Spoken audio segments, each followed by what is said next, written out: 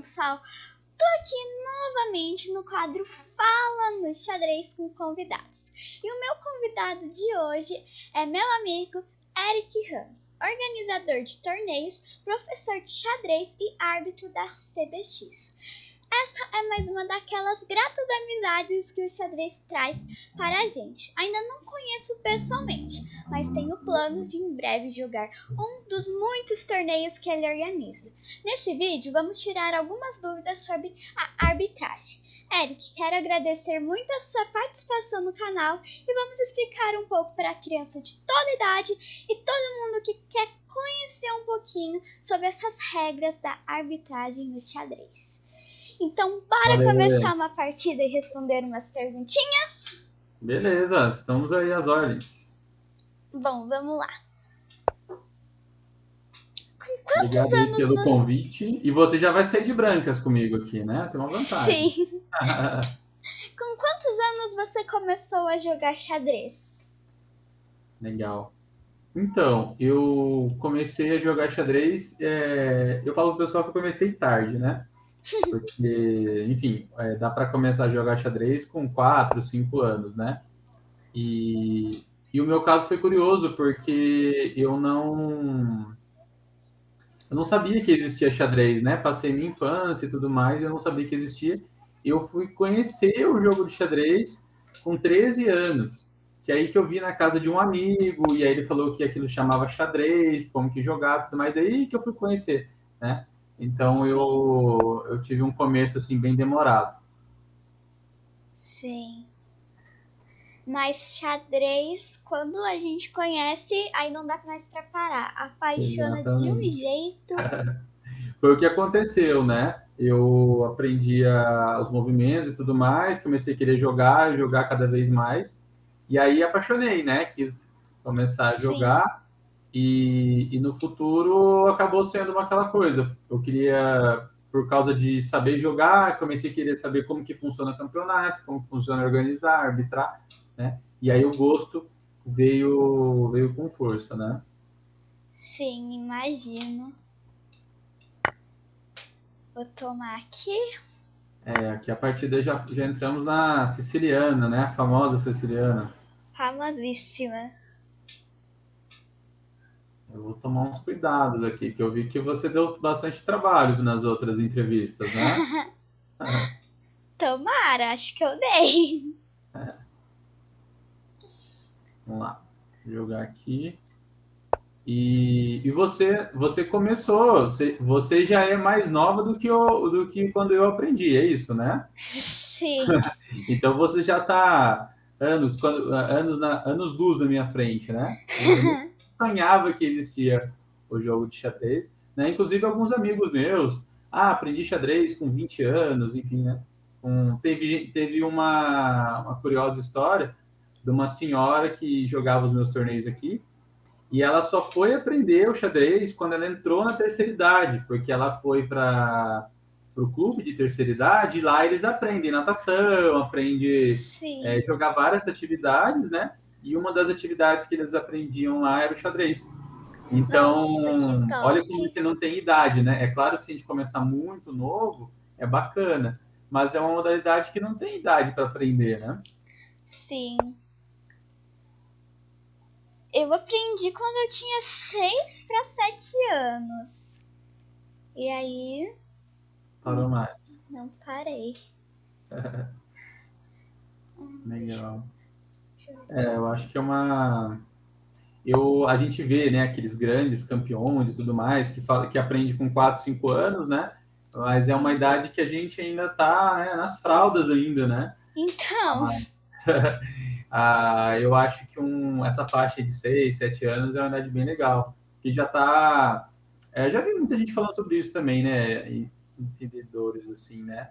Mas é uma idade que está aprendendo a ler, a escrever, né? A questão das linguagens, então faz bastante sentido, né? Sim, faz.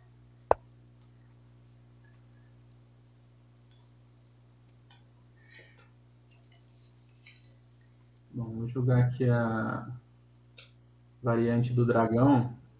Ai, meu Deus, eu vou jogar ataque inglês. Dama D2 e Rocalongo. O que mais que a gente vai falar aí? Qual que é o nosso próximo papo? Você dá curso de arbitragem em xadrez, né?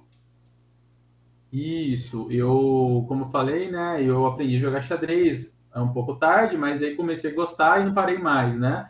Sim. Então eu fui pegando gosto e eu frequentava, né, os campeonatos e tudo mais, e eu sempre quis entender o que estava acontecendo. Não só jogar, né? Hoje eu vejo assim, 99% das pessoas vão para os eventos, participam, jogam, muito focados no jogo em si, né? E eu sempre fui um cara muito curioso, então eu desde criança eu queria entender, né? Nossa, mas como que faz o campeonato? Como que marca? Como que, né? Como que consegue o local para fazer, para acontecer? Como que, né? Até escolhas, né? De premiação, de medalha, de troféu. Como que faz, né? Para conseguir títulos? Como que o computador consegue, né? Emparcerar os jogadores e tudo mais. Então, sempre fui muito curioso nesse sentido. E aí eu comecei, em paralelo a jogar, mesmo jovem, eu comecei a arbitrar, a organizar alguns eventos e eu comecei a pegar gosto, né? E hoje eu sou árbitro oficial desde 2015, né? Eu já arbitro desde 2010, mais ou menos assim, mas 2015 eu fui e me profissionalizei, né? Fiz um curso oficial e comecei na parte da arbitragem, né? Sim, nossa, muito top. E é uma dúvida que eu acho que muita gente tem. Nossa, como o computador consegue emparcerar e Uhum. outras coisas? Eu também tenho muita dúvida assim. Nossa, como o computador faz isso? Mas é um negócio muito louco, mas muito bom. Deixa eu ver aqui que parece que o computador está acabando a bateria. Ai, meu Deus. Pode isso ao vivo? Aí o que acontece? Some o cabo, né? Ah, não, o cabo tá aqui. Quem sabe faz ao vivo, não é isso? Sim. Deixa eu colocar aqui, senão não tem a chamada.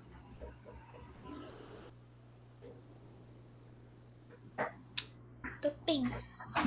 Então, voltando à questão, né, que você falou, é isso mesmo, né? A gente, quando a gente se depara, né, com questionamentos, mas como que faz, como que acontece, por que, né, que tem essa profissão, né, de ter o árbitro, de ter o organizador, né?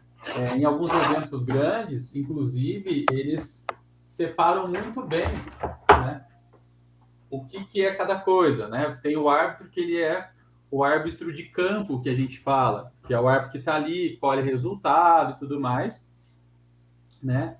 E tem Sim. o árbitro de computador, né? Que ele fica ali, insere os resultados, tira jogador, inclui um novo jogador, corrige o resultado, fica por conta disso, né? Hoje, como que funciona, né, em relação a emparceramento, né? Quem que vai jogar com quem, né? Em resumo, a gente ranqueia os jogadores, né? A gente define um rating, né? O rate também cabe explicação, né? Mas basicamente é a avaliação dos jogadores. A gente pode avaliar eles na federação ali municipal, né? Uma associação, a gente pode a estadual, a nacional, a internacional, o site do chess, o site do chess.com, né? O grupinho lá do meu bairro, enfim, eu posso ter vários tipos de avaliações, mas eu preciso definir isso antes de iniciar o torneio. E aí o computador ele vai ranquear, tem um software, né, que faz esse ranqueamento, e aí ele separa basicamente de uma maneira em que um jogador mais forte enfrente um jogador mais fraco na primeira rodada, né? Todo mundo Nossa. passou por essa dificuldade nos primeiros torneios, né? De logo de cara pegar um adversário forte, né? Você lembra dos primeiros que você jogou? Nossa, todo primeiro torneio assim que eu jogava, toda primeira partida, sempre mais forte eu pegava. Pegava, né? Nenhum mais fraco eu pegava. Um torneio podia ter um monte de criança, mas não, eu pegava o adulto. Exatamente. É porque o algoritmo ele trabalha justamente dessa maneira. Ele coloca você para enfrentar, porque na verdade é o seguinte: imagina, vamos tentar imaginar o porquê que os engenheiros, né, da computação ali bolaram essa ideia. Porque o que acontece? Aquele jogador mais forte, ele criou uma história ali. Então, ele lutou para chegar naquele lugar. E aí, o que acontece? Esses jogadores que estão começando, né, a gente ali começando a jogar, a gente vai ter que lutar pelo nosso lugar ao sol, né? Então, eles colocam de maneira que o jogador que já está mais tempo ali, já é bem ranqueado, enfrente os jogadores não tão bem ranqueados ainda, né? Então, essa aqui é a intenção do programa. Então, ele gera esses confrontos nas primeiras rodadas, né? E depois, nas rodadas seguintes, começa a nivelar, né? De certo modo, mas também utilizando esse mesmo formato, só que aí a diferença não fica tão forte, né? Tão grotesca. Você pode, às vezes, ser puxado, né? Por um jogador mais forte na segunda, terceira rodada, mas esse jogador já não é tão mais forte do que foi aquele jogador da primeira rodada, né? Muito Então, top isso. é muito legal, né? Os computadores foram desenhados para respeitar essa questão das forças e também uma outra coisa que ele respeita é a alternância de cores. Então, o computador faz total esforço para que você jogue alternado. Joga de branca, joga de preta, joga de branca, joga de preta, para no final do torneio você ter jogado meio a meio, né? Então, esse é um dos esforços que o algoritmo ali, né, o programa, ele tem que trabalhar, né? Mas Sim. isso é um pouco automático, né? É claro que o árbitro tem que saber fazer isso, né? Vamos dizer assim, na caneta, né? Mas é automático, tá? Não é uma coisa que, que assim, o árbitro vai ter aquele trabalho, né? Por exemplo, tem 200 jogadores, né? O árbitro vai ter aquele trabalho de fazer. Não, isso não tem. A figura do árbitro também ali na parte informal. E a gente pode até discutir algumas coisas de casos de regra, né? Onde que o árbitro tem que interferir. Então é aí que o bicho pega, eu costumo dizer, né? Que é o árbitro de campo mesmo. Que ele tem que tomar as decisões e tudo mais. Não, mas muito top isso. Hum. O computador, ele tenta mesclar, mas às vezes acaba dobrando de pretas ou dobrando de brancas. Isso é uma coisa que eu não ligo muito, mas tem gente que acaba ligando. Isso, tem muita gente que acha que, sei lá, jogar de pretas é muito inferior e não sei o quê. E eu acredito que nos jogadores de elite realmente deve fazer muita diferença. Mas Mas, assim, dependendo do nível técnico, eu não sei se nossa, fiquei em quinto lugar, poderia ter ficado em quarto se eu não tivesse caído com as pretas, né? Aí eu acho que é um pouco mais exagerado. Mas tem isso sim, né? Os jogadores batem bastante nessa tecla, né? Para não repetir. Até tem um caso curioso que o pessoal sempre me pergunta, né? Por que que tem campeonato que faz rodada ímpar, tem campeonato que faz rodada par? Você sabe, pelo menos eu tenho um palpite, por que a maioria dos campeonatos eles fazem 5 ou 7 rodadas, que é um número ímpar, ao invés de fazer o campeonato em 6 rodadas ou em 4 rodadas? Por que eles evitam fazer rodada par? Você sabe? Não, eu não tenho a mínima Na ideia mínima por que ideia? disso. Curioso, né? Por que não tem Muito. tanta rodada par? Não tem nenhum chute? Por quê? Nenhum chute, não me vem nada na cabeça assim, pensando. Eu vou te dar uma dica. Normalmente, o motivo está relacionado à questão das cores. as cores brancas e preto. Por que será? Nossa, deixa eu pensar. Por que o ímpar é bom em relação às cores, né? Ou pelo menos tem um motivo, e o par é um pouco ruim nesse sentido?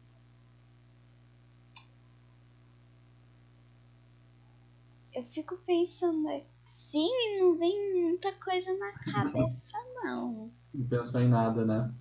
É. Tá, vou explicar. Esse aqui é um caso meio Sherlock Holmes mesmo. O que acontece é o seguinte, ó, vamos pensar. Se eu faço uma quantidade par, então vamos pensar em 6 rodadas. 6 rodadas, o natural seria jogar 3 de brancas e 3 de pretas, certo? Aí todo mundo sai Certo. feliz. O que acontece é o seguinte: se porventura o jogador jogar, terminar o torneio, ele pode acabar tendo que jogar, vamos supor, 4 de pretas e 2 de brancas. Né? Então vai ter um grupo de jogadores que vai ter jogado 3-3, legal, perfeito. Vai ter um Sim. grupo de jogadores que vai ter jogado 4 de pretas, 2 de brancas, e 4 de brancas e 2 de pretas. Tá? É, acaba sendo um pouco chato nessa parte, É um sim. pouco chato, porque o jogador vai falar assim, eu acabei perdendo, tive um torneio mais difícil, né? Joguei muitas partidas de pretas e tudo mais. O que acontece? O, o algoritmo, ele tem dificuldade para corrigir isso aí. Porque que acontece? Vai chegar na última rodada, na sexta rodada, ele vai ter, vamos supor, um número grande de atletas com 3 de pretas e 2 de brancas. Ele não consegue garantir que vai todo mundo terminar com 3 e 3 brancas, 3 pretas. Tá? Agora, se eu faço em 7 rodadas e eu tenho esse grupo de pessoas que jogaram as 4 de pretas e só 2 de brancas, ele dá total prioridade para esse atleta jogar de brancas. Porque seria surreal ele jogar 5 de pretas e só 2 de brancas. Tá? Sim, concordo. Seria assim, absurdo, né? 5 de pretas e só 2 de brancas no torneio. Então, o algoritmo ele dá prioridade total para esse atleta, para esses atletas jogarem com as peças brancas.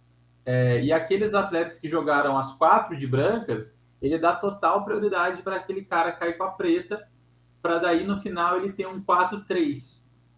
Tá?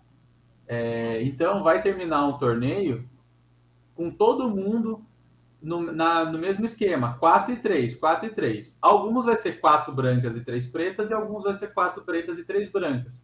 Mas, no geral, vai acabar atendendo, né? Que o jogador ficou meio naquela mescla. E não tem como, é número ímpar de rodadas, vai ter que jogar mais de preto ou mais de brancas, né? Sim, ímpar Mas não ele dá pra garante. dividir, não. Interessante, né? É uma curiosidade, mas ela é colocada em prática, né? Sim. Isso eu não sabia, não fazia a mínima Nem ideia. sonhava com isso, né? Sim, agora tô aprendendo tudo isso, tô mega feliz. Tudo que a gente aprende é legal, né? Sim, Então, esse caso é um caso assim, curioso, né? Que às vezes passa despercebido, né? Mas, sim. assim, eu fui entender isso matematicamente, porque eu não ligo tanto, assim, quando eu como jogador, né? Joguei mais de pretas ou não. Mas, como a gente ouve muito, né, essa reclamação, né, dos atletas, então, assim, parando para observar, foi bem interessante, né? Conversei com outros árbitros mais experientes e, e alguns trouxeram, né, esse questionamento e fui ver, né, na ponta do lápis e realmente acontece isso, né? Os programas trabalham para evitar esse tipo de coisa, né? Uma Sim. outra coisa na prática, se o árbitro não ficar preso nisso, né, o árbitro organizador, é realmente fazer o número de rodadas de acordo com o que é necessário, né? Para poder ter um campeão. Então, por exemplo, se eu tiver um torneio com 60 jogadores, 5 rodadas não é suficiente, eu preciso de no mínimo 6. Eu posso até levar em questão a cor e fazer em 7, mas em 7 pode ser que termine muito tarde da noite, né? E a pessoa ainda vai pegar a estrada, vai embora para casa. Então, o Sim. árbitro pode colocar como decisão fazer, né, em 6 rodadas, para poder terminar um pouquinho mais cedo, o pessoal ir embora mais cedo, do que ele fazer 7 rodadas, né, gerar um cansaço maior e tudo mais, para poder ter essa questão das cores. Então, tem lá e cá, né? Tem N coisas para discutir, né? Sim. Nossa, aqui na partida, Começou a ficar complicada aqui a posição, né? sim, eu tô com umas ideias, mas eu não tenho aquela 100% de certeza que vai dar certo. Eu ainda tô pensando. Essa posição aí ela é interessante que você de brancas está muito ativa, né? As peças estão todas jogando, bastante espaço, né? Isso é bom. É bom, você está com vantagem na posição. Ver como que vai converter, né? Sim.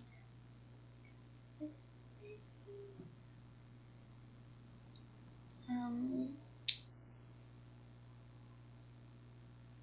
toma. Bom,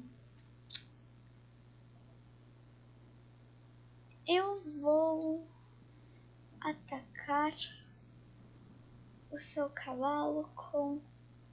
Ou eu defendo o meu cavalo? Acho que eu vou atacar o seu cavalo aqui. Bispo G5. Então você optou por me atacar. Sim. Sempre bom, né? Quais são os requisitos que precisa ter para dar um curso de arbitragem do xadrez? Ah, legal. Bom, o que acontece é o seguinte, né? Eu falo para o pessoal que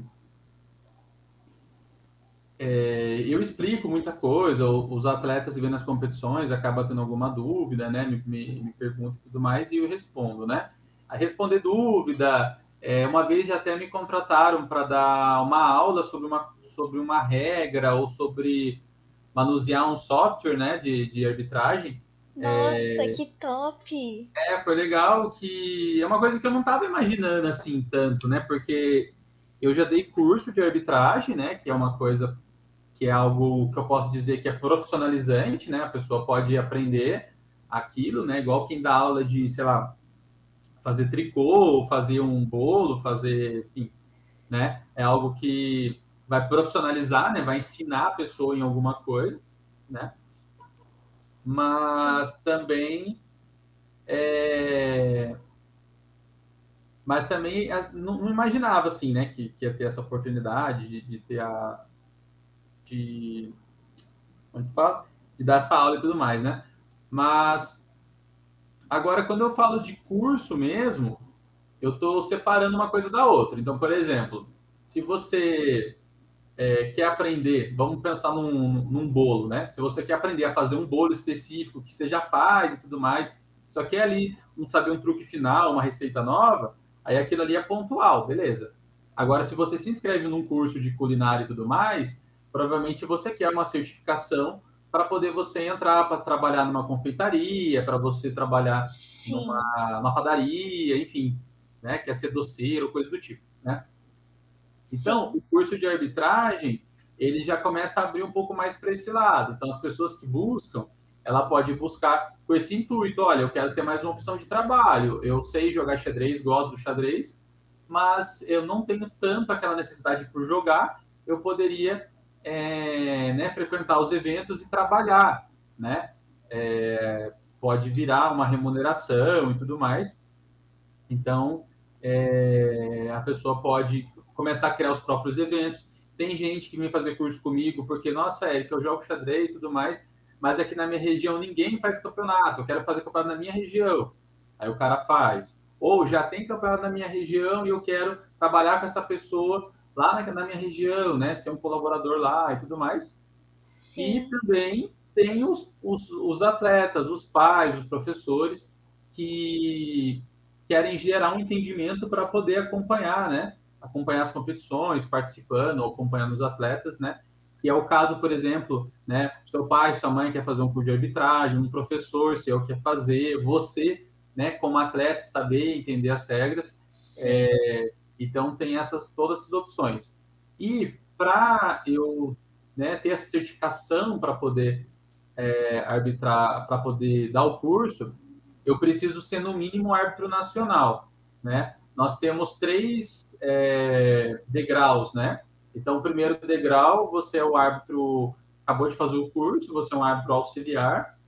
Passados-se 2 anos nessa condição, você arbitrando os eventos, cumprindo, né, alguns requisitos, você vai para árbitro regional. Então, você começa a fazer eventos no seu estado. A gente que está em São Paulo aqui pode fazer em São Paulo, Minas, né, Rio de Janeiro, começa a ficar mais ou menos essa região. Também passado mais alguns anos, cumprindo mais alguns requisitos, e aí você vai para o terceiro degrau, que é o árbitro nacional, tá? E hoje eu estou nesse degrau de árbitro nacional, então eu tenho, né, atingi o primeiro degrau ali e eu posso fazer os cursos. Depois disso, eu posso ainda me tornar árbitro FIDE, árbitro internacional, e aí, com certeza, eu posso continuar fazendo os cursos, né? Mas aí que está o primeiro requisito, né? Ser árbitro nacional pela CBX, que é a entidade que representa a Federação Internacional aqui dentro do Brasil. Nossa, muito top essas coisas de meu Deus, arbitragem. É muito bom. É uma Legal, né? coisa. Eu. Assim, eu quero fazer um dia, ter aquele conhecimento. É muito top. Muito, muito Muito obrigada por legal, estar né? aqui, para estar tirando essas dúvidas minha e que muita gente tem, sabe? Sim, sim. Não, eu como eu sempre bato na tecla, né? Não é só para profissionalizar. Eu abro essa margem porque as pessoas podem se profissionalizar. Ela acaba criando uma opção a mais, extra ali, né? Para poder trabalhar e tudo mais. Mas também é muito legal nesse quesito de você ser atleta, de participar de competição, de entender como funcionam as regras. Às vezes eu vejo gente que acaba, não é nem por maldade, mas acaba inventando regra, porque ouviu falar não sei na onde que é assim, né? Na escola brincava e era assim, podia comer o rei, por exemplo, né? Sim, E então, assim, por falta de ler as regras, de ter uma instrução, a pessoa acaba, né, ficando para trás ali, né? sim, Bom, eu estou olhando aqui a posição e contando toda essa história aqui, eu acho que tem uma bagunça aqui nessa posição aqui. tá tudo bagunçado nesse tabuleiro. Mas eu vou tentar fazer alguma coisa aqui e aí depois eu vou passar a bola para você. Você vai tentar se virar aí do seu lado, tá bom? Ai, meu Deus do céu. Vou fazer uma jogada aqui e aí você vê o que você vai decidir aí, tá? Beleza. Vou fazer aqui, ó. Daí você vai me falar o que você achou. Você tomou meu peão.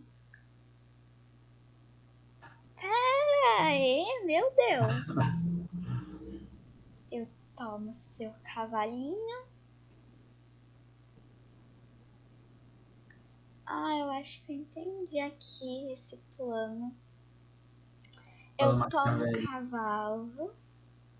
Você pode tomar aqui meu cavalo.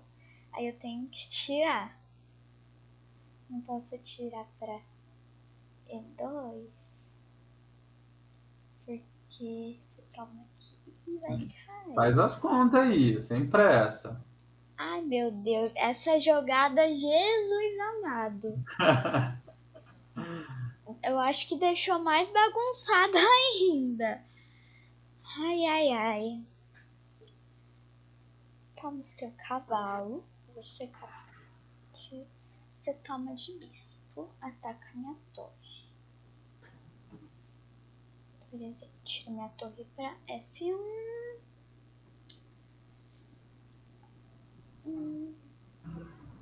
Você pode tomar aqui meu cavalo de D4. Tenho que sair. Nossa, aqui complicou bem, hein?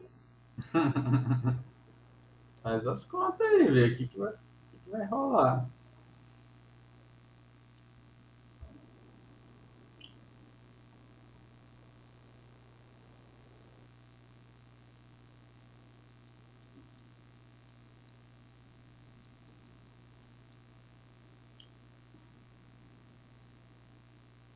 Bom, Eu 14. vou falando alguma coisa aqui enquanto você vai pensando aí o que você vai resolver.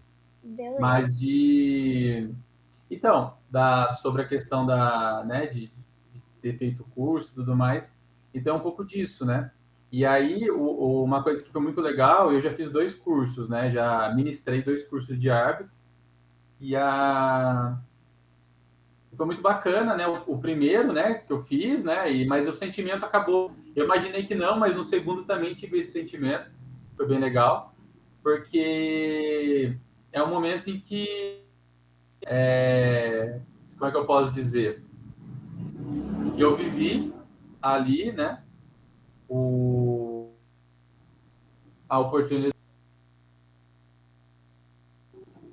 Voltou? Voltou, caiu. Caiu aqui, acho que deve ter sido a minha, porque ficou vermelho o meu. Ai, meu Deus. Mas Mas foi agora legal. voltou, tá tudo em ordem. Em ordem aí, vamos colocando nos eixos aqui. Uma coisa que foi legal que, assim, quando eu fiz o curso, né, ministrei o curso, foi uma sensação muito bacana, porque eu me vi ali também, né? Então, eu fiz o curso como aluno, né? E aí passei por várias coisas, fui aprendendo muita coisa. E aí parece que em algum momento, chegou no momento que eu, né, aprendi bastante coisa por estar no meio, por estar praticando, por estar errando, por estar acertando. E aí poder dar o curso, né? Então isso foi muito gratificante. É, você pode tentar traduzir isso para você também, que quando você for lá aprender as peças, nossa, isso é um cavalo, isso é um bispo, né? Aquele bem assim, nossa, nunca nem vi o que é xadrez, né? E hoje você já sabe o nome das coisas, o nome das aberturas, o nome dos temas táticos, já tem condição, né, de ensinar alguém, né? Se alguém perguntar, ah, Letícia, me ensina a jogar xadrez, mexer as peças. Então você começa a se colocar no lugar, nossa, né? Um dia tal pessoa me ensinou, né? E hoje eu consigo transmitir isso, né? Então foi Sim, essa foi um misto de sensação que eu achei bem interessante, assim, quando eu sim. comecei a ministrar os cursos, né? Imagino, nossa, mas às vezes alguém pergunta, me ensina um negocinho assim. Por mais que seja alguma coisa tão simples, tipo um ataque duplo, você já Uhum. fica feliz por ensinar aquilo. Verdade, é quando você Algo, compartilha alguma coisa muito legal. é um sentimento que não dá pra explicar. Mas o que dá pra explicar é que é um sentimento muito bom. É muito bom mesmo. Bom, agora você aceitou meu cavalo, né? Aceitei, com medo, eu dei umas olhadinhas aqui, mas resolvi aceitar. Já viu uma expressão, né? Cavalo dado, não se olha os dentes. Essa expressão eu nunca tinha ouvido falar. Cavalo dado, não se olha os dentes. Eu acho que até algum desses que faz transmissão, o Rafael Leite, o Leitão, ou o Chess, algum desses Rafaéis aí, fala essa brincadeira aí, né? Sim, de cavalo eu conheço a frase: cavalo no canto só traz desencanto. Só Só atrás conheço essa do desencanta. cavalo.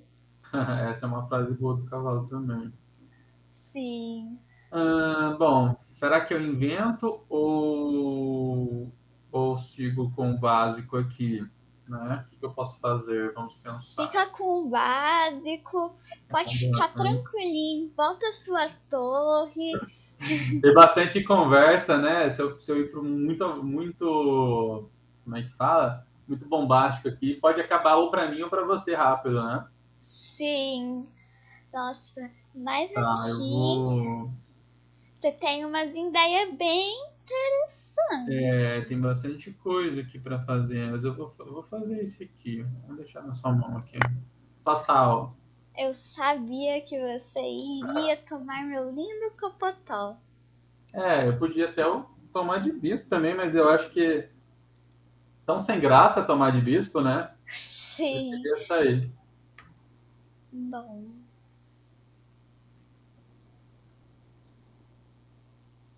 Vou jogar minha dama para E3.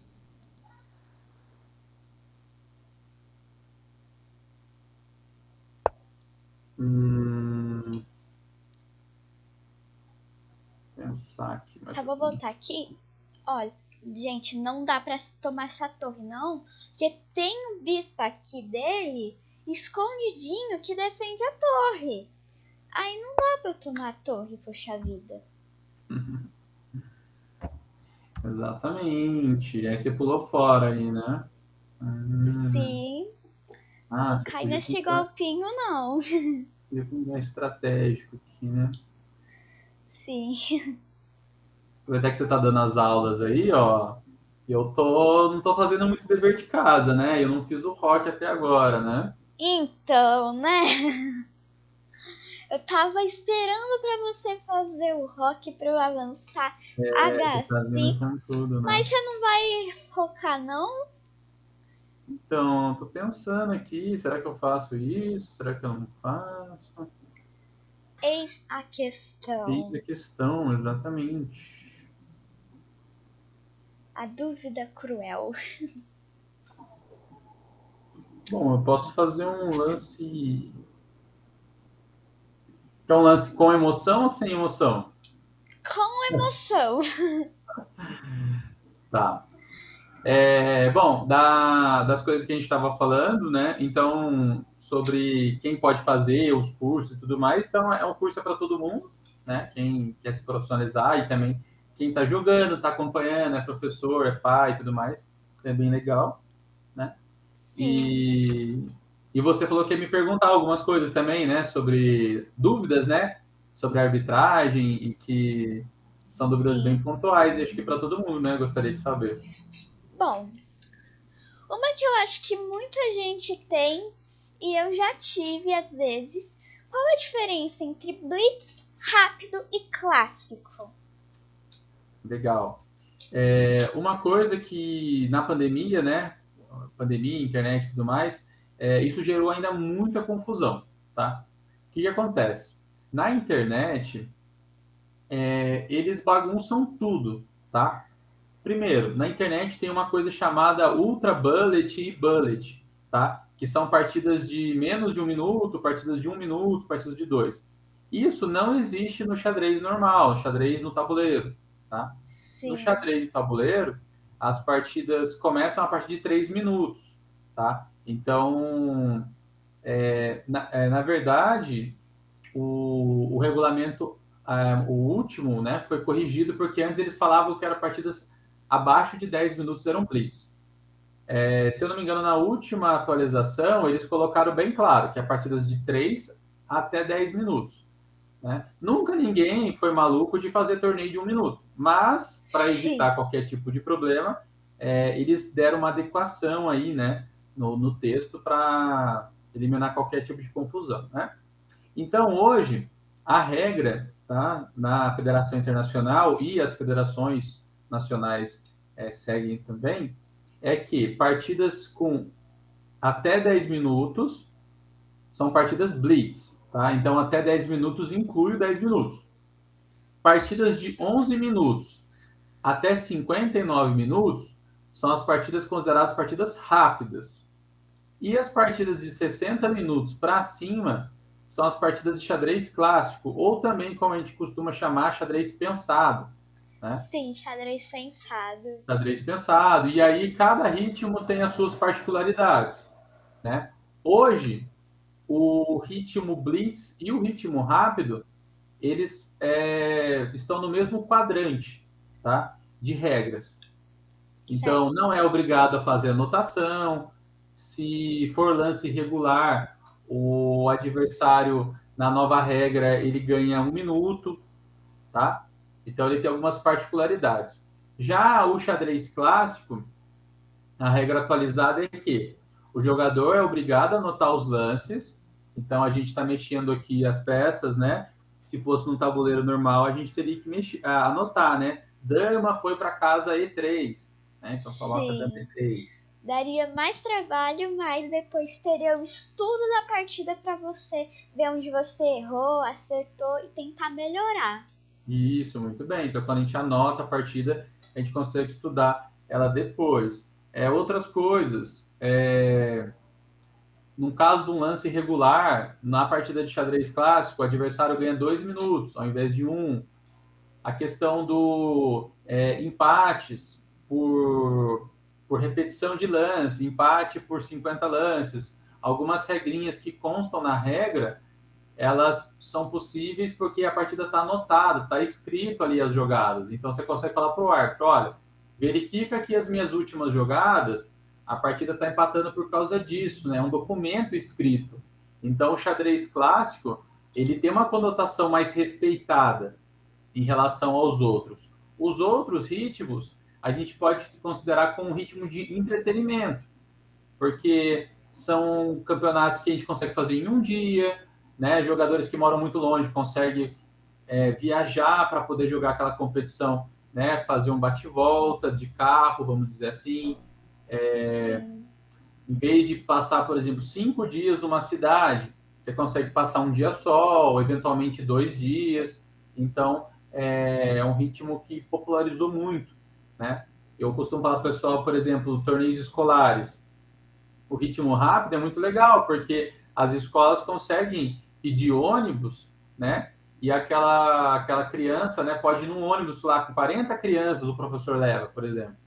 Aí leva o lanche e tudo mais, consegue participar. Imagina um xadrez clássico, a organização é muito maior, precisa levar pai, levar um instrutor, um professor, a criança Sim. vai ter que dormir em outra cidade, então vai ter que levar mais roupa, vai ter que levar, enfim. Então, o xadrez clássico ele tem um pouquinho mais de dificuldade, mas é o xadrez mais respeitado, né? Então, essa Sim. aqui seria assim, o dividindo em grupos, né? O que é cada xadrez, cada ritmo. Certo.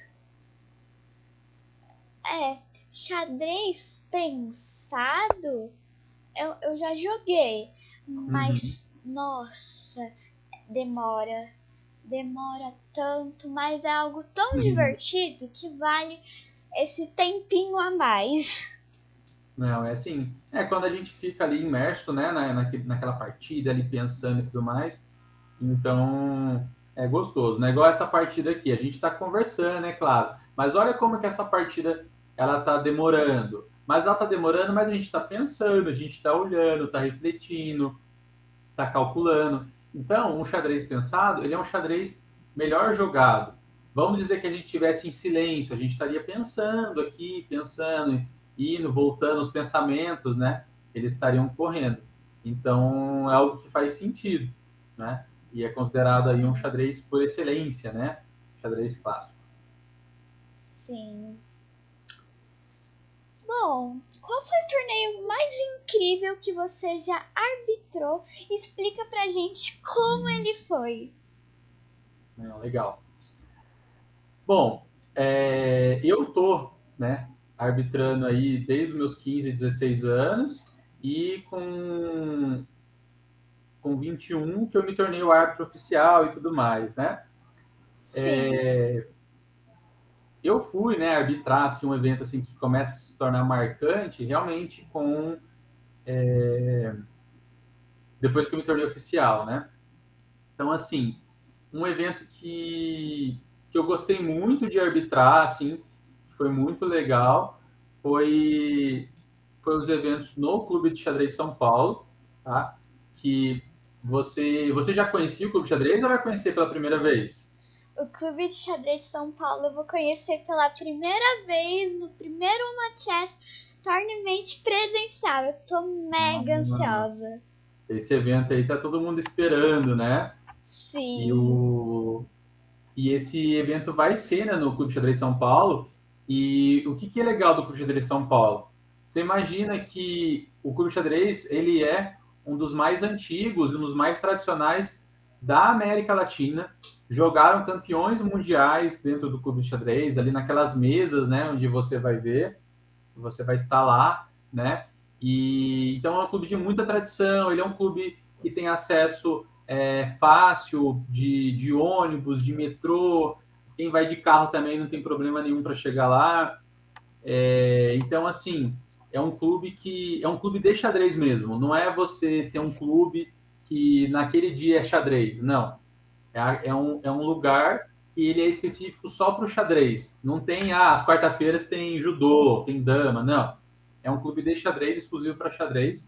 Então, isso já é algo muito legal. Não é toda Sim. cidade que tem, é difícil encontrar no Brasil os locais que tem isso. Então, só por isso já é muito legal, né?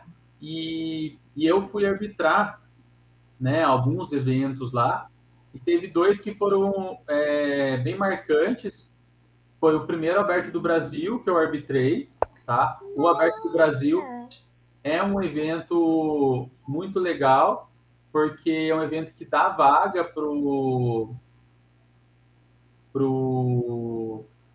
título, né, para disputar o Campeonato Brasileiro, a final do Campeonato Brasileiro. Então, isso é muito legal. Sim.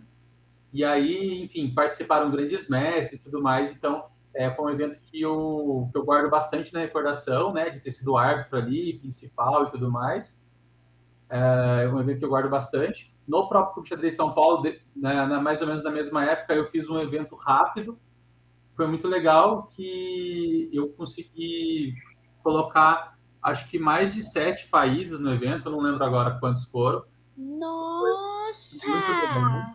Participou gente de vários países. E por que aconteceu isso? Porque eu coloquei ele na sequência do Campeonato Continental. Então, tinha vários jogadores de toda a América, né, participando, e aí acabava o campeonato deles, e aí na sequência tinha o meu, ia ser em São Paulo também, então a gente conseguiu levar a informação para que eles soubessem, né, que esse evento ia acontecer. Então foi muito legal. Participou vários grandes mestres e participou muitos jogadores de vários cantos do país. Então foi algo que marcou bastante, foi um evento que marcou bastante. E assim, de tamanho mesmo, de proporção e tudo mais, de dificuldade, de grau e tudo mais, foi o evento pan-americano que eu fiz em parceria, né, com o Clube de Xadrez de Florianópolis, e a gente fez ele no formato híbrido. Então se eu não me engano, foi o primeiro evento a nível mundial híbrido, ou foi um dos primeiros. E como que funcionava o xadrez híbrido? Eu como árbitro, eu tinha que fiscalizar, né, os atletas numa sala onde eles jogavam xadrez pelo computador, e tinha árbitros igual eu, espalhados por todo o continente americano. Então, no Brasil, tinha 4 sedes, tinha nos Estados Unidos, tinha no México, tinha no Peru, na Argentina, no Chile, enfim, Nossa! quase todos os países do continente americano tinha ali árbitros, e a gente tinha que ter câmera filmando todo o salão, tinha câmera nos computadores, a gente gravava a tela, tinha uma equipe que avaliava se os jogadores, né, estavam tendo ajuda ou não. Nossa, foi assim, foi um evento surreal, e dava o título de campeão pan-americano, os jogadores viravam mestres, enfim, era um campeonato que tinha uma responsabilidade muito grande. E a gente Sim. terminou esse campeonato, foi reconhecido que foi bem organizado e tudo mais. Então foi um campeonato que marcou bastante, assim. Imagino, nossa, eu nunca imaginei assim um torneio que o cara tá no Brasil, outro tá lá no Chile. Nunca imaginei que isso podia acontecer. Sim, foi assim, a pandemia, né, deu essa coisa, a gente tem que reinventar, e foi o que aconteceu. A federação, ela criou, né, métodos para que pudesse acontecer esse tipo de competição de forma o mais segura possível, e, e o evento foi bem aceito, né? Os jogadores foram ranqueados a partir desse evento, porque não foi um evento que, igual no Elite Chess, por exemplo, que a gente faz e esse rating só vale no site. Não, a gente fez o evento e a gente conseguiu validar todas como é que eu posso dizer? Todos os requisitos para que aquilo se tornasse legal, né? Que Sim. que os jogadores tivessem todo o cuidado para que ninguém fizesse nada de errado, né? Ou tivesse ajuda do pai, do tio, do professor. Então a gente fez de tudo e ele foi validado e foi válido, né? Como título de campeão pan-americano. Os atletas receberam esse título, puderam jogar o campeonato mundial do ano seguinte, enfim. Então eu acho que esse evento assim de proporção e tudo mais foi a cereja do bolo, né? Até então.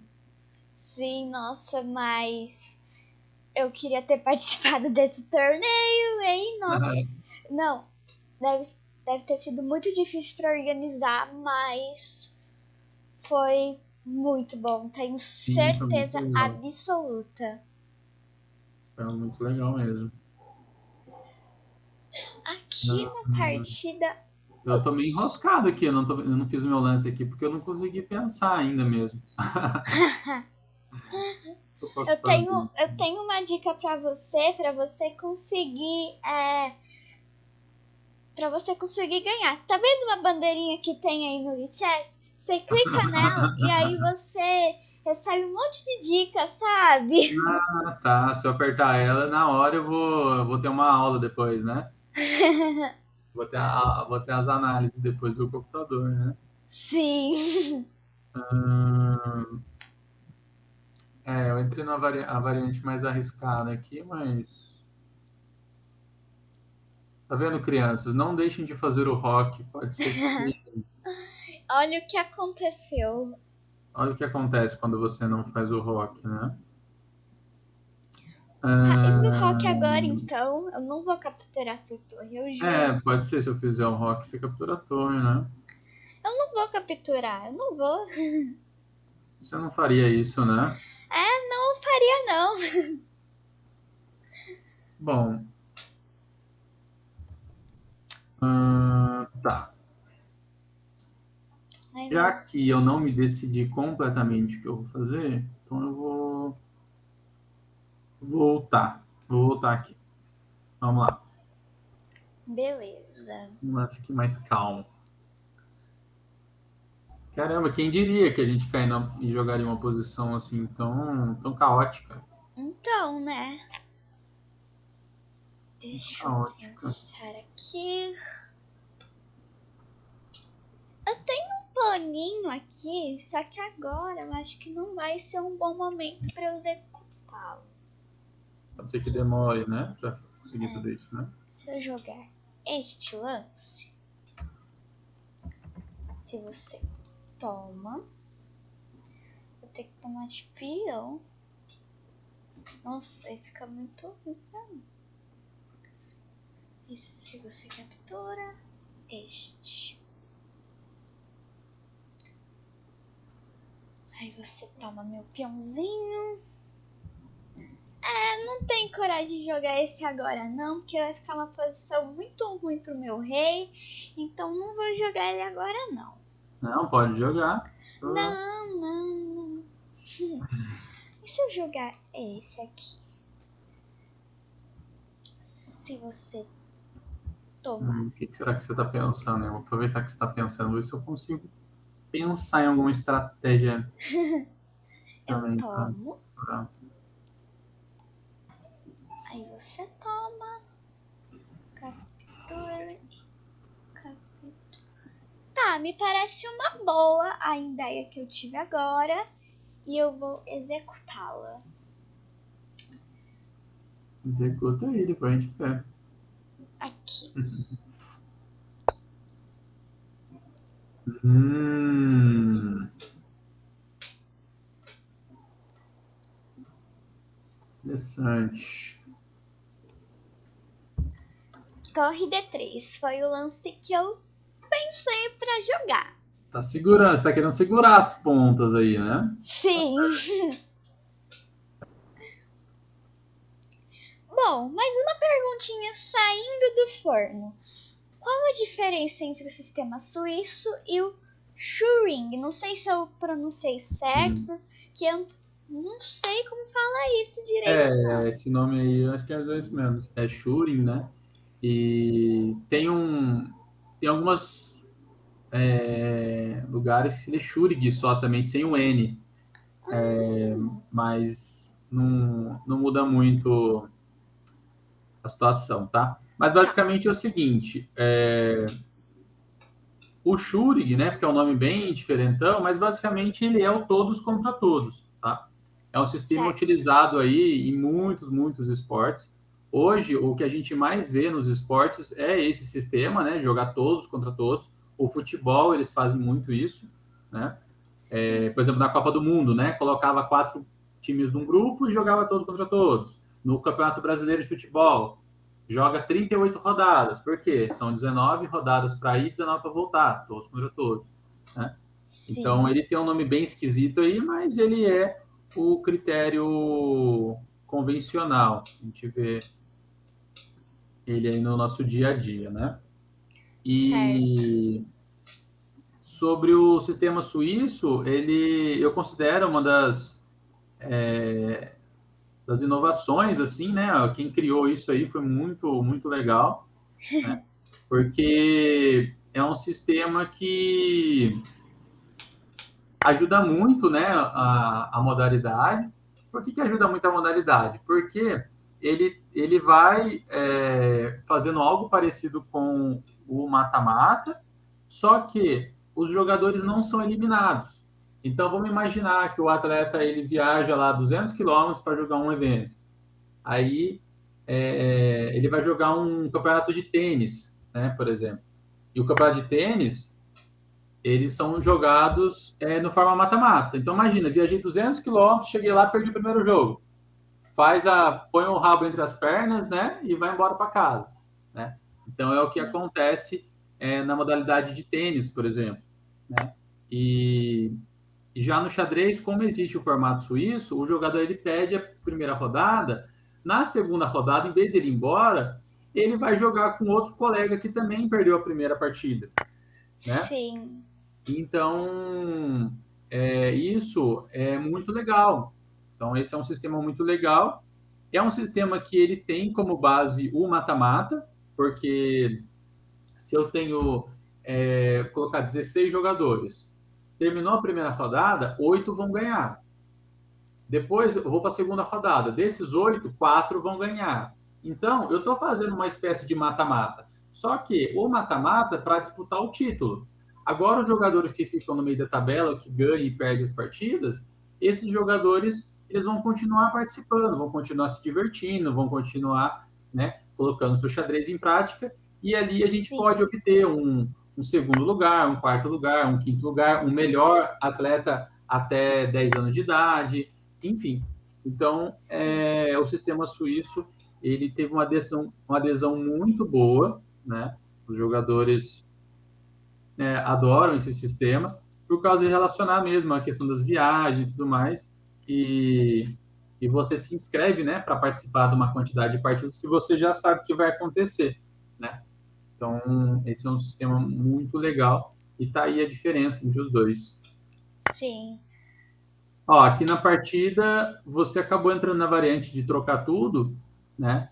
Sim.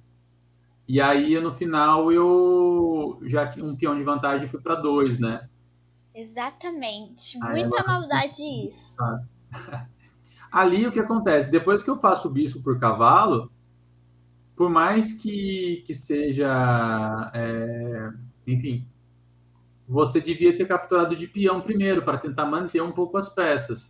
Eu acho que essa seria a minha alternativa. Porque Sim. quando você opta por trocar torre, trocar dama, a posição fica muito enxuta. E aí o problema que eu tinha, que era rei no centro, ele já não é tão mais problema assim.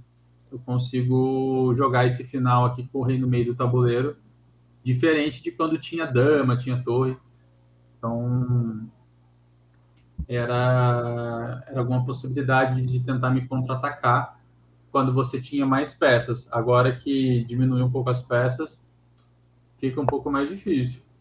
Sim. Vou atacar seu bispo. Pode deixar seu bispo aí. Eu não vou Ah, se capturar ele, tá?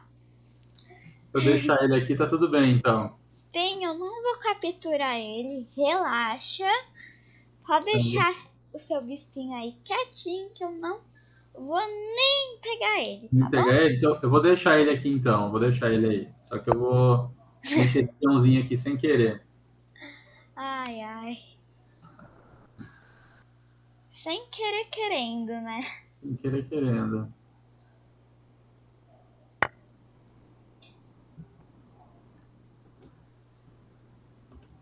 Certo.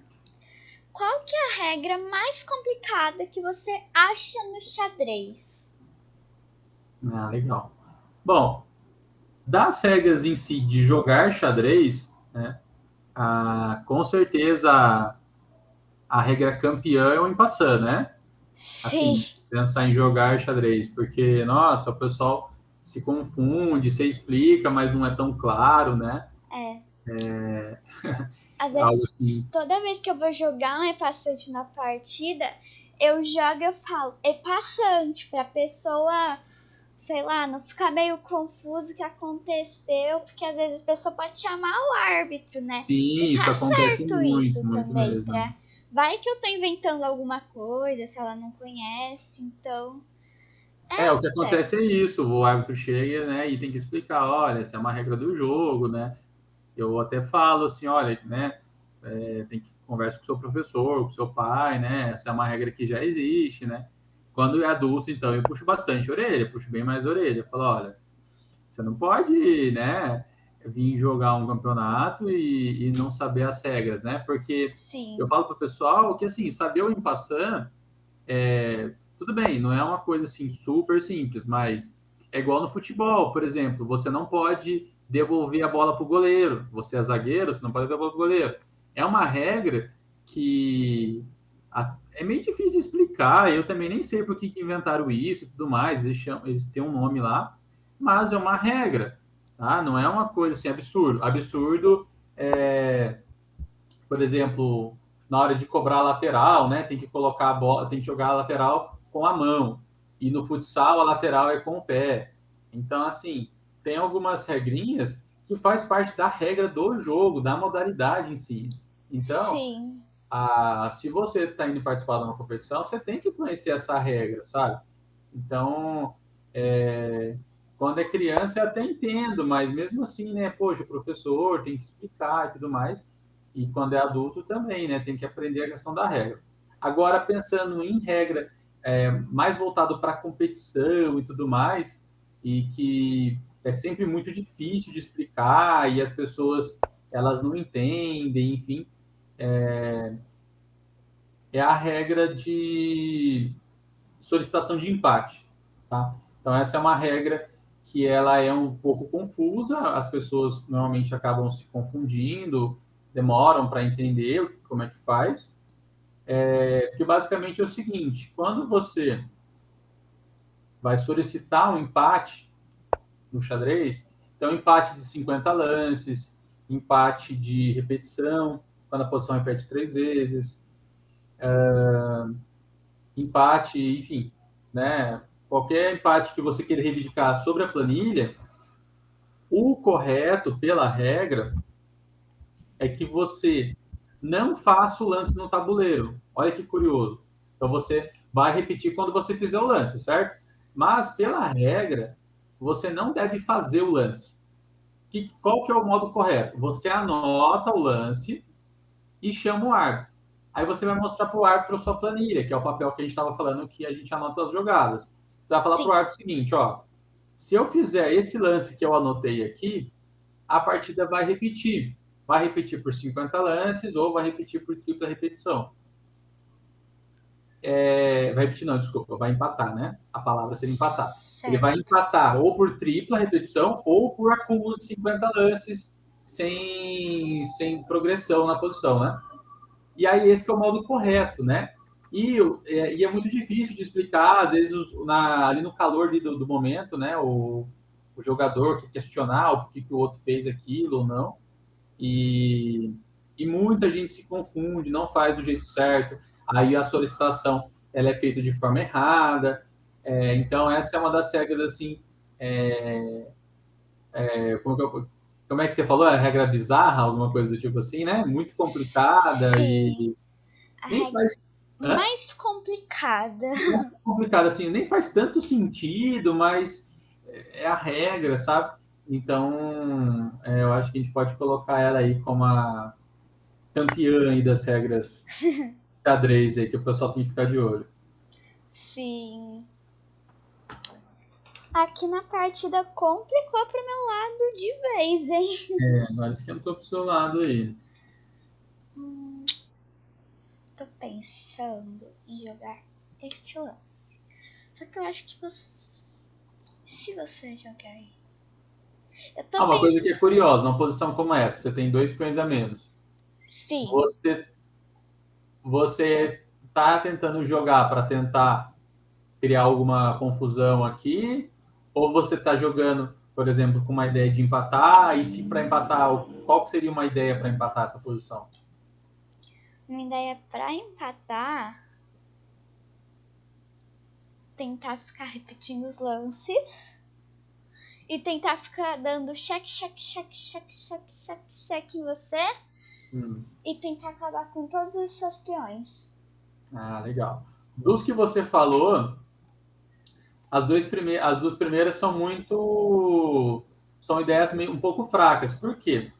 O meu rei, ele está de certa forma protegido, né? Sim. E assim, a questão de ficar dando muito cheque, se você consegue um jeito em que o meu rei ele fuja sempre para as mesmas casas, aí você está buscando um cheque perpétuo. Aí é legal porque empata a partida. Como o meu rei tem muita opção de fuga, você dá muito cheque, eu vou melhorar o rei, eu vou defender com a torre, eu vou mexer com o bispo. Então, não é Sim. tão efetivo, né? E ficar repetindo os lances também, você repete os lances de bispo, por exemplo, enquanto isso eu começo a avançar os peões e eu vou poder evoluir na posição. Agora, a última que você falou, de eliminar os meus peões, aí sim é uma estratégia boa. Por quê? Se nessa posição você elimina os peões, mesmo eu com peão a mais, eu não consigo ganhar de você bispo e torre contra bispo e torre. Eu vou ter muita dificuldade. Entendeu? Então, nessa posição, eu tenho condições de ganhar porque eu tenho muitos peões. Então, se de alguma maneira você conseguisse eliminar os peões, aí era condição para empatar, né? E é claro que ficar sempre atento se tem algum tipo de golpe, enfim. Eu já vi um golpinho aqui pra você e eu tô pensando aqui em como que eu vou tentar defender. Ah, mas eu não ia dar um golpe, imagina. Sim, né? Só se, Fonte confia. só se você só se você deixar muito explícito assim, aí eu vou ter que fazer, mas Sim. por que tem, ó, outra coisa na posição, né? As suas peças estão desconectadas, né? O bispo e a torre. As minhas peças, elas, a grande maioria tem defesa. Então, eu costumo falar para os meus alunos que são as peças voando, né? É ruim ter peça voando, assim. O bispo está voando, a torre está voando, né? Então, fica mais atento em relação a isso.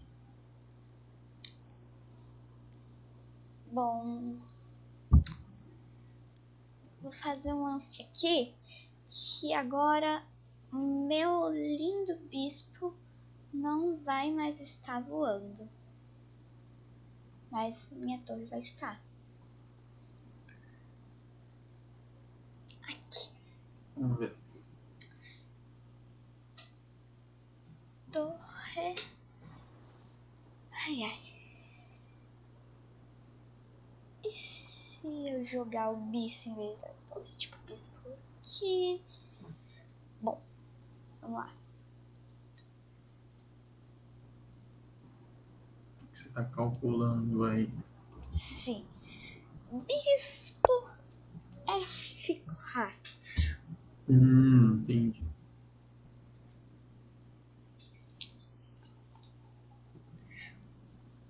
Como que faz para conseguir os títulos de mestre e demais? Como funciona o rating? Ah, legal. Essa pergunta também é uma das perguntas mais capciosas que tem no jogo, né? Porque o que acontece? O título é algo que os jogadores buscam, né? Não tem jeito, né? A gente quer... O título é, como é que eu posso dizer? ele é uma honraria ali, né, que você conquista pelo seu esforço e tudo mais, né? Então, os atletas, eles buscam esses títulos, né? Hoje, a Sim. gente tem os títulos nacionais e os títulos internacionais. E, além disso, a gente tem os títulos dos clubes, das associações, os próprios sites. Tem alguns sites que colocam títulos no site, né? Então, por exemplo, o site do Lichess tem um título lá que acho que é LM, né? Então, é Lichess Master, né? Então, mestre do Lichess. Não sei como que funciona para conseguir esse título, mas esse título existe, né? No Lichess. Eu nem sabia que o título existia, então como conseguir, não faço a mínima ideia. Eu não tenho certeza como que conquista esse título, mas por cima, assim, que eu vi, a ideia dele é você ganhar algumas competições exclusivas do Lichess e tudo mais, e você vai somando pontos lá para conseguir esse título, né? Então, basicamente seria isso. Mas vamos aprofundar nos que são relevantes, né? Vamos dizer assim, que são os títulos oficiais, os títulos jogados no tabuleiro, né? Presencial e tudo mais, né? Sim. O que acontece é o seguinte: os títulos nacionais, cada federação nacional pode definir isso. Então, a federação lá dos Estados Unidos define de uma maneira, a federação aqui no Brasil define de outra, tá? Então, isso que a gente tem de como que é feito os títulos, tá? No Sim. Brasil, os títulos nacionais, hoje, nós temos o título nacional online, a, a CBX deu pouquíssimos desses títulos, mas tá dentro ali do escopo deles, né, dar esses títulos para os jogadores. Então, é o título de mestre nacional online. Então, quando eles fizerem algumas competições denominadas Campeonato Brasileiro Online ou coisa do tipo, esses campeonatos vão dar o título de mestre nacional online. E agora o que veio com força mesmo foi os títulos de candidato a mestre e mestre nacional. Esses títulos eles fizeram de forma absoluta e o feminino, tá? Sim. Bom, você que está aí também movimentando tantas crianças, mas também o xadrez feminino, sabe que hoje no Brasil e também no mundo existe um volume, né, de mulheres menor do que o número dos homens, né? Então foi criado títulos para as mulheres para também aumentar essa fomentação. Por quê? Quando um atleta ele recebe um título de mestre nacional, mestre FIDE, enfim, com certeza ele fica muito mais motivado, né? Com Então a certeza. federação, quando ela criou tanto a nacional quanto a internacional, criou os títulos femininos, foi justamente para poder mais mulheres terem mais títulos e que isso incentivasse mais elas praticarem o xadrez, né? Então tem gente que acha assim, por que dá título para as mulheres diferente dos homens e tudo mais? Mas na verdade eu vejo isso com bons olhos, né? É uma ideia de mais pessoas estar recebendo esse título e tudo mais. Então, eu vejo com bons olhos, né, a questão dos títulos Também vejo. femininos, né? Então, imagina você tem a possibilidade de, além de buscar o título de mestre nacional, poder buscar o título de mestre nacional feminino, né? Participando de eventos exclusivos para mulheres, por exemplo, né? Então, eu acho que é algo que é positivo. Então, hoje no Brasil, a gente tem a titulação de candidato a mestre e a titulação de mestre nacional. Como eu falei, cada país tem as suas regras. No Brasil, tem 3 maneiras de você virar mestre. A primeira é você alcançar uma pontuação. Então, o mestre nacional, a pontuação é 2.200 pontos. A segundo Certo. jeito é você jogar um campeonato nacional, pan-americano, zonal e tudo mais. Se realizado no Brasil, esses campeonatos você deve atingir um número mínimo de pontos. Então, por exemplo, no campeonato brasileiro que teve, o jogador tinha que fazer 60% dos pontos. Fez 60% dos pontos na final do Campeonato Brasileiro, virava mestre, tá? Então, esse é um exemplo aí. Agora, você... A terceiro modo seria você fazer normas de mestre. Tá? O que é a norma de mestre? Você jogar um campeonato, fazer os 60% dos pontos e atingir um rating. Tá? Então, eu costumo dizer que o primeiro módulo é o mais difícil, porque o rating é muito difícil de conseguir. O Sim. segundo modo teoricamente, é o mais fácil, porque você joga um torneio só, e se você jogar ele muito bem, você vai virar mestre. E o terceiro é o jeito mediano, porque você precisa jogar bem um torneio, mas é um torneio menos importante, e você tem que fazer uma pontuação nele. Então, tem esses 3 modos. Tá? Então, essa é o título para conquistar o título no Brasil. Você viu que não é fácil, né? Não é todo mundo que tem, porque tem essas questões dos requisitos aí. Tá? Então, em resumão seria isso. Sim. Aqui complicou pro meu lado de vez. Eu tô só mantendo e evoluindo aqui, né? Poxa vida. Essas suas ficaram já dominadas, né? Como a gente pode dizer. Sim. E eu não falei dos internacionais, mas o internacional ele é muito parecido também com os nacionais. Foi com base no internacional que criaram as regrinhas para os nacionais, né? Sim. Mas é muito interessante essa parte do Legal, né? hate. É O algo. hate que ele vai medir a força, né? E Sim, não é fácil de conquistar, de manter e tudo mais. exatamente. Legal. Aqui não tem nada pra eu fazer direito. Minha torre e meu rei tá meio que escravo do peão de C2. Exatamente. Meu bispo não tem nada pra fazer. Seu bispo tá domingo de manhã, tá ali sem Então, nada para fazer. tá de boa. Passa lance com o rei aqui. E como que você é na hora de jogar com xadrez? Esse tipo de posição, assim, você continua jogando mesmo? Tenta ver se o adversário vai dar algum deslize? Como é que você faz? Eu sempre fico jogando assim. Mas quando, por exemplo, o cara tem 5 peões e aí eu só tenho o rei, aí abandono mesmo.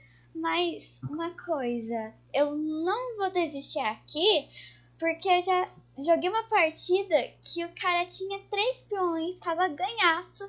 Ele foi promover bispo, os 3 bispos pra tentar me dar mate, e aí empatou pela regra dos 50. Tem isso Então, também, né? eu nunca vou desistir, não. Tá certo. Rei B3.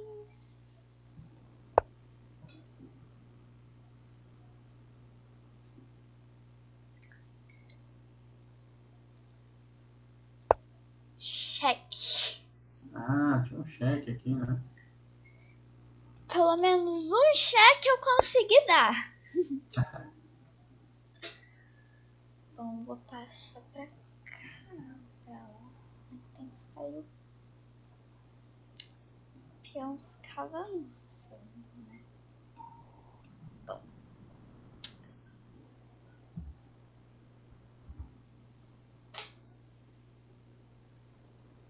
Vou voltar aqui. Qual é o seu enxadrista favorito? É um pouco clichê, né? Mas eu gosto muito do Carlsen, né? Sim. E aqui no Brasil, né? Acompanho as partidas do Sup, o Fear, né? Como eu falei, né? É um pouco clichê isso, né? Você falar os melhores do Brasil e os melhores do mundo, né? Mas é um pouco do estilo de jogo mesmo, né? Tem outros jogadores que são muito técnicos, né? E conseguem ali os mínimos detalhes, isso, aquilo, né? Sim. Mas esses jogadores, né, que eu citei, o legal deles é que eles vão trabalhando ali nos mínimos detalhes e vai arrumando a posição. dá aquela impressão que vai empatar a partida e de repente, né, o jogador comete um deslize, mas é muito pouquinho, eles vão lá e bum, vê, aproveita, né? Então, assim, é um estilo bem legal e, né, sempre tem partidas muito ativas, com sacrifício, né? Então, esse formato... O Carlsen a gente não vê tanto, né? Ele em situações em que sacrifica e tudo mais, porque ele está jogando na elite sempre, né? Mas sempre Sim. quando ele faz algo desse tipo, é incrível, né? Mas o Exato. Sup e o Fear, como ele joga bastante torneios assim dos meros mortais, então a gente consegue ver, né? Eles criando situações e situações táticas e tudo mais, né? Então é muito legal de ver. Exato. Então, assim, eu não estudo muito xadrez por exemplo, eu tenho tal jogador para, né, para basear na abertura tal e tudo mais. Não tanto, mas de forma recreativa eu assisto as partidas, né? Então, para mim é Sim. gostoso ver quando joga esses caras, né? Que legal ver. Hum, os cara é tudo fera. Tudo fera, né? Acho Na que nossa posição aqui, tô com a vantagem, mas você vê que é difícil, né, para converter exatamente, sim. né? Tô pensando num lance, mas eu acho que a partida vai acabar muito rápido com ele. Mas eu tô pensando em outro que eu também acho que vai acabar a partida muito rápido com ele. Por causa da minha posição, que tá uma belezura.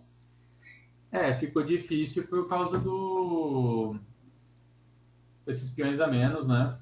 Sim, Quando tem, como é que fala? Quando a gente tem mais posições e tudo mais, né? Tem mais peças, mas por enquanto fica um pouco difícil, né? sim. Aqui, por exemplo, tô com 2 peões a mais, mas se você tem uma dama, né? Eu tô numa situação aqui que o negócio tá pegando fogo e tudo mais, né? Sim. Opa, vamos pôr uma dama aqui pra mim? Deveria funcionar, né? Hum, sei aqui. A posição tá muito complicada pra mim aqui. E aí você complica mais ainda ela pra mim, né? Eu tô tentando esse negócio aqui, mas também não tá tão simples. Dá um chequinho. Chequinho. Se você der mais um cheque em minha, mate. Meu rei tá preso. Verdade. Aí se desse pra eu jogar rei A1, torre B1 agora. Se desse tempo de você fazer dois, três lances, né? Ó, rei A1, torre B1 e torre B4 mais. Não, mas se bem que tá caindo o peão de Cai o C3. peão. Né? Não, então você tinha que passar a torre por cima mesmo. Você tinha que jogar a torre B1 e ela pular o rei para B4. Nossa. Aí é mate. Bom, eu acho que eu vou dar aquela ameaça no seu peãozinho. Mas pode deixar seu peãozinho aí. Eu não vou tomar ele, tá bom? Posso deixar? Pode deixar, fica tranquilo. Eu não vou tomar seu peãozinho, não. A posição aqui tá bem complicada. É.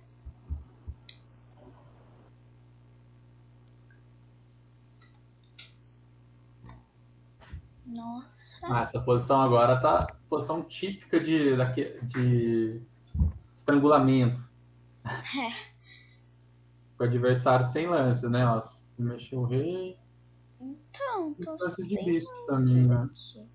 Vou ficar mexendo meu bispo.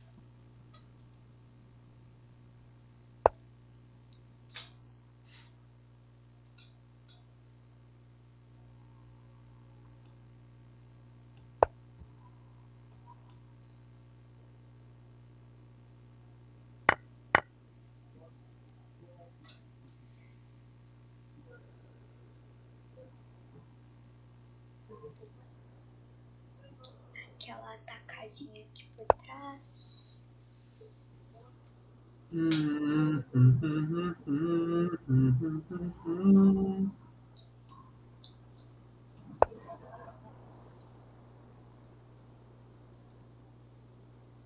Nossa, eu tava pegando aqui no peão pra tomar e eu tipo, uai, por que ele não Por tá que que o deixando meu eu computador tomar? travou, né? É.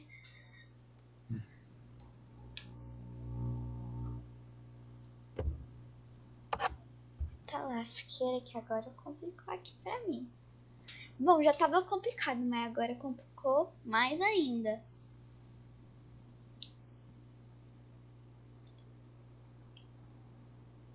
Jogar aqui, sim, e na casinha.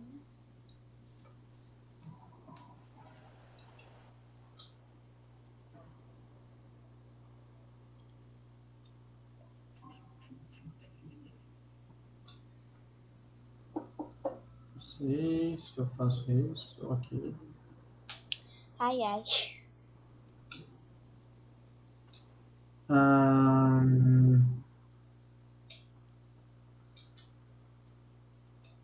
Isso é Bom, horrível ficar numa casa preta, né? até agora sobrevivi 50 lances, já tô feliz. É, partida boa. Vou dar um lance aqui como ninguém quer, como não quer nada. Ah, poxa vida, pra que atacar meu bispo? É muita maldade isso.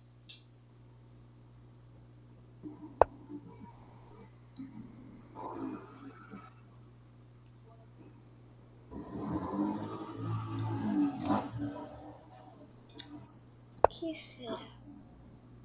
Ah, que paciência. Esse lance foi muito maldoso, não? Foi muito maldoso esses lances. Vou tomar.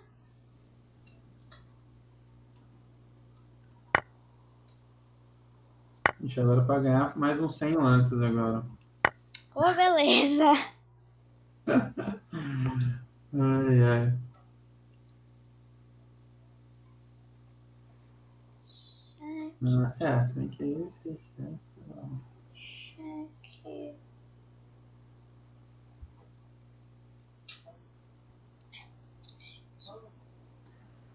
Só no cheque, cheque, cheque. Cheque, cheque, cheque. E vai na fé que empata. Ou não, né? Pode ser que não empate. Eu acho que não vai empatar aqui não, porque você tá ganhaço aqui. Mas sempre tem aquela luzinha no fim do túnel. Sempre tem que ter, né? Mais um chequinho.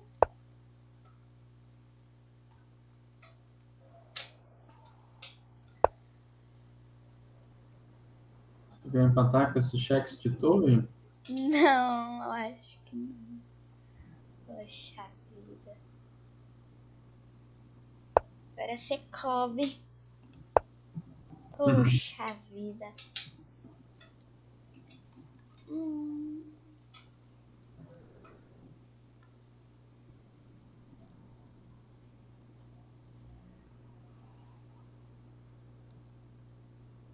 Mas nossa, difícil aqui ganhar. Você segura muito bem o ponto.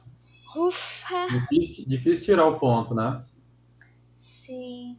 Passar para cá. Mas isso é um pouco, né, do modo, né, de segurar e tudo mais. Sim. Verdade. Agora que lascou de vez pra mim, né? Mas desistir jamais. Desistir jamais. Desistir jamais.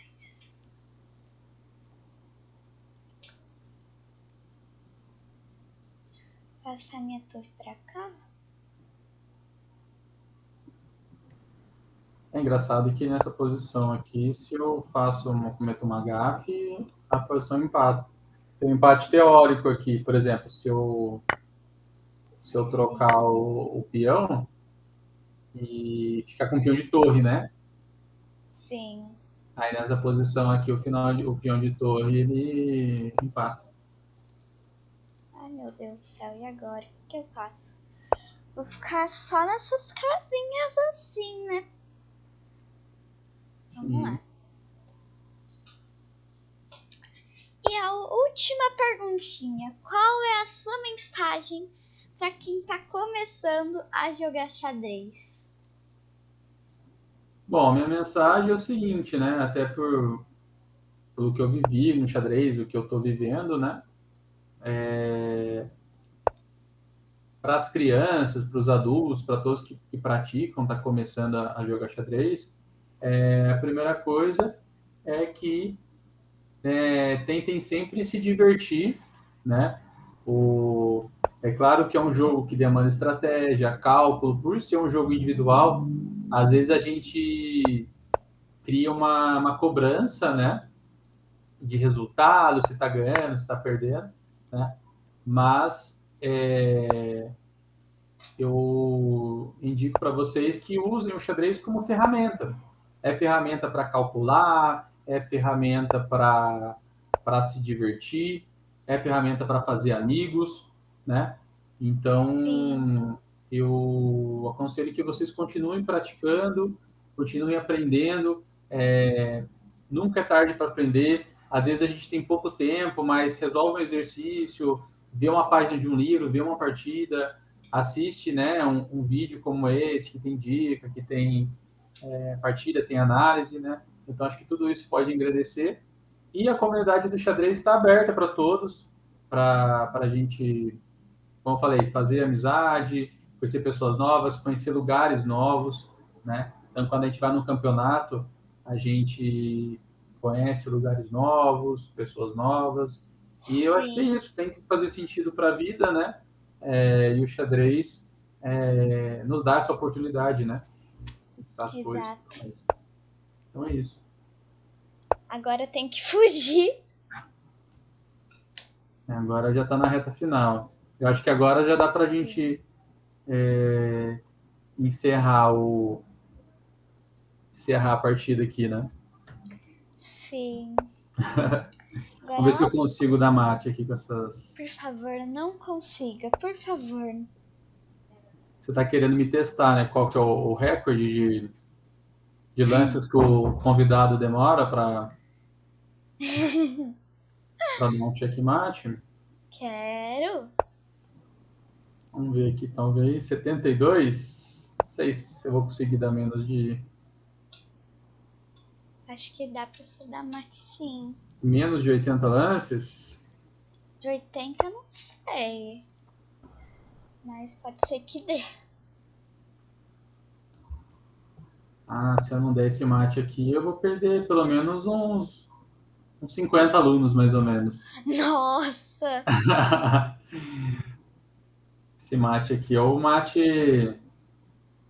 Primeiro, antes de sair da fraldinha, a gente ensina, né? Sim, exatamente. Ensina esse mate aqui.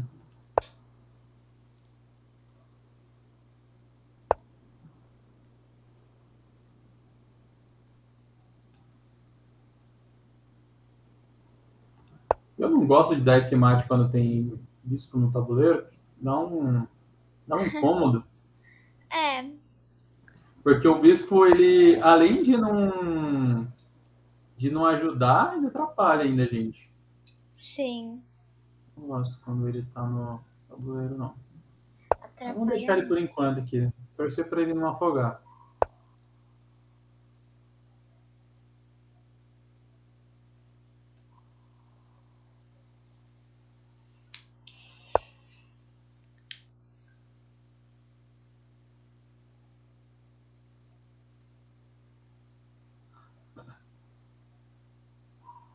Sabe que tem essas coisas com bispo?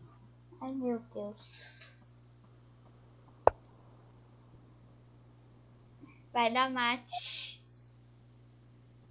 Tô tentando. Tem mate em 2.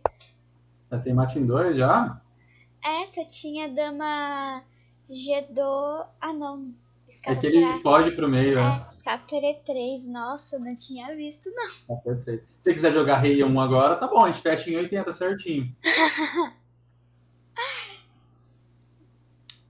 Bom, não Vai ser 80, vai ser 81, na verdade. 80 com rei E1 e 81 com rei G1.